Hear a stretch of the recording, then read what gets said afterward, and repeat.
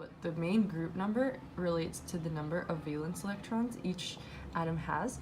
So from that, nitrogen has 5 and oxygen has 6, but there are 2 oxygens. So you want to do this, and you want to add the number of electrons, because then that's your total electrons. But then notice too that has the whole molecule has a negative charge, which means there's 1 extra electron than what would normally be given in the valence. So then your total charge is really 12 plus 6, which is 18 electrons, right?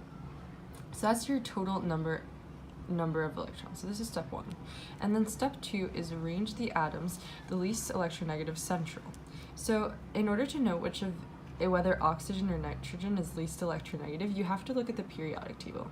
So in the periodic table, yeah, this is like a rough sketch, but anyways, nitrogen is over here, oxygen is over here, and then fluorine is over here, right? Something like that, right? So then what you're gonna have to remember is that the most electronegative, so electronegativity follows this trend, right? With cesium being the least electronegative and fluorine being the most electronegative. So the closer your atom is to fluorine, the more electronegative it is. So oxygen is more electronegative than nitrogen. So with that said, it says least electronegative central, because basically the other one, the electronegative atom, is going to pull the electrons from it. So nitrogen is least electronegative because it's farther away from fluorine. So then you have oxygen and you have another oxygen, right? So then add single bonds. So that's what I just started doing. And then add any remaining electrons and complete the terminal atom octets first. So these are the terminal atoms. So the way to complete the octets for the terminal atoms is by just giving them 8 electrons in total, where 1 drawn bond represents an electron over here and an electron over here that is being 2 are being shared. So essentially you just do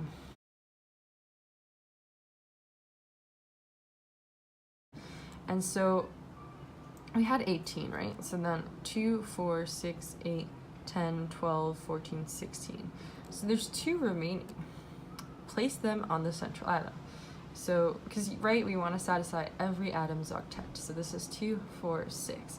So, okay, so this one clearly does not have enough electrons. So that brings us to step 6, right? Because it only has 6 and it needs 8, and that just happens to be the same number as the step. Okay, so if the central atom has an incomplete octet, make double and triple bonds from electrons of the surrounding atoms. So we're going to basically borrow these electrons in order to complete this central atom's octet. So the borrowing of electrons from the surrounding atoms is really just called a dative bond, or a coordinate covalent bond. That's the same thing. You could either have drawn like donation here or donation there, which is why this molecule has resonance, because there's 2 different possibilities for electron distribution, which makes it a resonance structure. So anyways, so you have your O, your N, and your O. So then if I donated these 2 electrons to the nitrogen, then essentially this would be electropositive and it would donate to the nitrogen. So this little dative bond symbol just represents that this is positive and this is negative. So another way you'll see it drawn is either this way on the top or this way on the bottom, but they essentially mean the same thing. But that just means that this one is donating an electron to this one, so it's becoming like kind of positive. Anyways, so yeah, so you see, so that we don't have the top lone pair, so now you just have these 2 on the bottom, and it has an octet, right? Okay, now determine the formal charge which adds to the total charge of the molecule. So, okay, so what is the total charge of the molecule? It's a -1, right? So you draw a circle around every atom. Anyways, so this one has 1, 2, 3, 4, 5, 6, 7, but like we said, usually oxygen has 6 valence electrons, so this is 1 more valence electron than it usually has, which means it has a negative charge, because it's like electrons are negative, so obviously, yeah. And guess what? This adds up to -1. Whoa. Okay, so that means we verified that the formal charge adds to the total charge of the molecule. So this is exactly what the final answer is going to look like for the Lewis structures.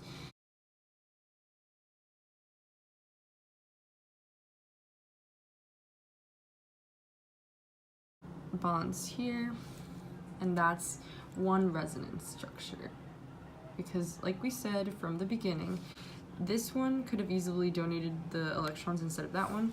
So, oh, and since they're perfectly symmetrical, like you could either, like, if you like turn this 180 degrees, you'd have this one right here, which I'm drawing. We call that degenerate because the energy level is equal for this one and that one because they're symmetrical, so that means they have equal energy. They're degenerate. So then let me finish this. So that's the two resonance structures. I think I can do a -1 because it shows that the charge is a minus, right? So these are your two resonance structures for the nitrite ion. Anyways, I hope this was helpful, and here is the instructions that we followed.